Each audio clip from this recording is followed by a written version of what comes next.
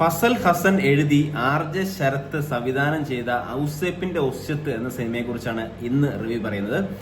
ഈ RJ ശരത്ത് ആദ്യമായി സംവിധാനം ചെയ്തൊരു സിനിമയാണ്. കണ്ടാ പറയില്ല, അത്രയ്ക്ക് നല്ല പടമായിരുന്നു.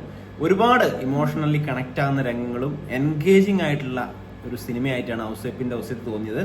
ഞാൻ പറയുകയാണെങ്കിൽ OTT-യിൽ ഇപ്പം അടുത്ത് ഇറങ്ങിയതിൽ ഏറ്റവും മികച്ച സിനിമ. OTT-യിൽ അല്ല, തിയേറ്ററിൽ വന്നിട്ട് അധികം ഓളം സൃഷ്ടിക്കാതെ OTT-ലേക്ക് വന്നതാണ്. അപ്പോൾ OTT-യിൽ കാണാൻ പറ്റിയൊരു മികച്ച സിനിമ എന്ന് പറയാം.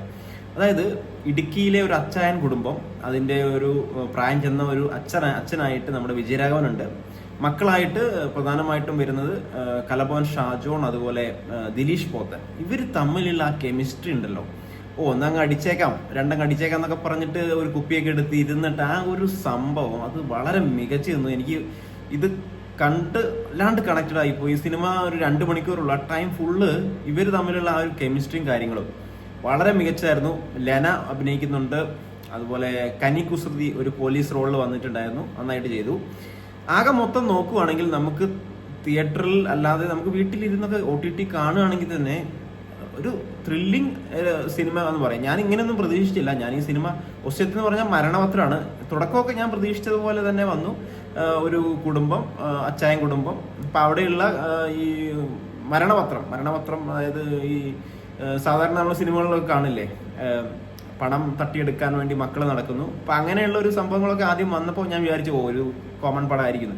പക്ഷേ ഇതിൽ കുറേ ട്വിസ്റ്റ് ആൻഡ് ടേൺസ് ഒക്കെ വന്നു, ഒരു ത്രില്ലർ മൂഡിലേക്കൊക്കെ പോയി.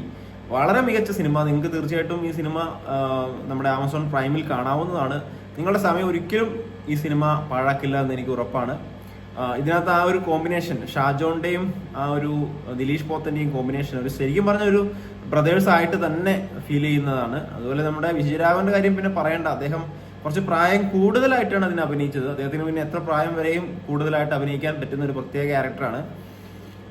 ഇപ്പം അടുത്ത് കണ്ടതിൽ തന്നെ ഏറ്റവും മികച്ച സിനിമ എന്ന് എനിക്ക് പറയാൻ സാധിക്കും. നിങ്ങൾക്കും ഈ പടം ഇഷ്ടമാകാനുള്ള സാധ്യതയുണ്ട്. തീർച്ചയായിട്ടും ഈ സിനിമ നിങ്ങൾക്ക് OTT-യിൽ കാണാവുന്നതാണ്.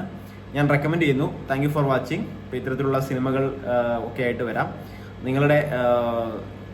നിങ്ങളുടെ സപ്പോർട്ട് അത്യാവശ്യമാണ്. Thank you for watching. All the best.